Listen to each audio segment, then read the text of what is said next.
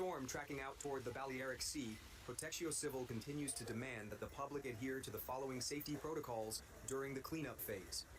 Homeowners are requested to carefully inspect and clear private roofs, balconies, gutters, and structural drains to ensure subsequent runoff can flow freely without causing interior structural rot.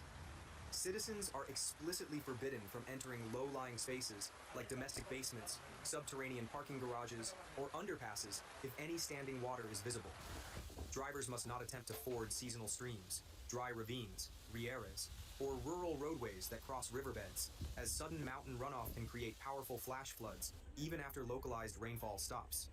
Meanwhile, the distribution of dead and injured birds spans across Tarragona's most iconic public squares, parks, and coastal areas, keeping municipal cleaning services and animal welfare groups occupied for hours.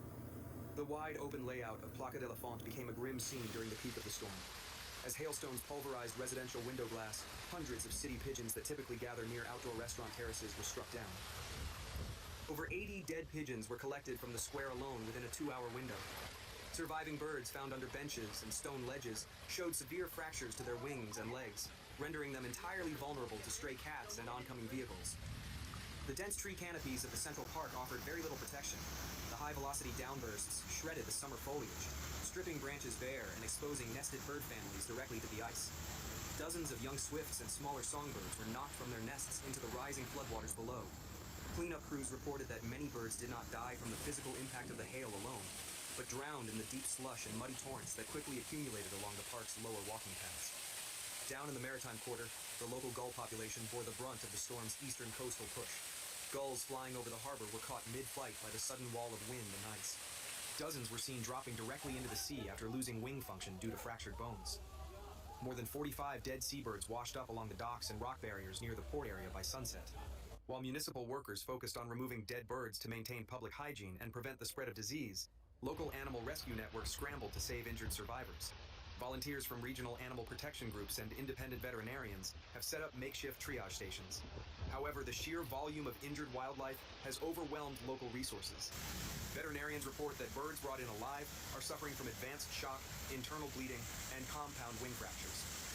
A sudden drop in ambient temperature following the torrential hail caused immediate hypothermia in birds with wet or damaged plumage, significantly lowering their chances of survival without external heat sources. Meanwhile, a torrential hailstorm in the French Pyrenees forced the abandonment of the third stage of the Vuelta a España on Monday.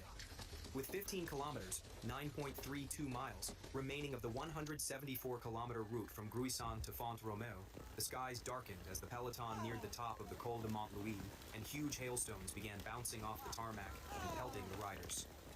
Mats Wenzel, Kern Pharma, and Lorenzo Fortunato, ex-DS Astana, were 25 seconds ahead of the peloton when the elements intervened, as the race leader and favorite Tadej Pogačar was seen indicating to the peloton to pull off the course. Bedraggled riders were then seen getting off their bikes and shuffling into a hotel for shelter, leaving fans frustrated at the finish where thick layers of hail blanketed the road. For the security of the riders, Stage 3 has been cancelled due to hail and severe weather, race organizers said shortly afterwards. There will be no winner and no podium ceremony. Pogačar, UAE Emirates XRG, retained his overall lead of 9 seconds from the Belgian rider Wout van Aert, Dutch Visma Lease A bike, with the British rider Matt Brennan 10 seconds back. Earlier, it had been warm and sunny on the flat approaches to the mountainous finish, with no sign of the chaos to come, as a 5-man breakaway group stayed out ahead. On August 20th, 20,226, a violent meteorological shift has battered the Valencia province, unleashing severe hailstorms, torrential downpours, and destructive wind gusts up to 149 kilometers per hour. Triggered by an atmospheric phenomenon locally known as a reventon húmedo, wet downburst, the sudden weather system has blanketed multiple municipalities in ice and caused extensive structural damage. The Spanish State Meteorological Agency, AEMET, maintains volatile alerts across the region as emergency crews scramble to manage the fallout. The severe weather event followed an unprecedented multi-day summer heat wave, during which heat indexes brushed a stifling 50 degrees Celsius across eastern Spain. As a cooler Atlantic low-pressure system collided with the trapped, volatile coastal heat, it generated massive convective instability.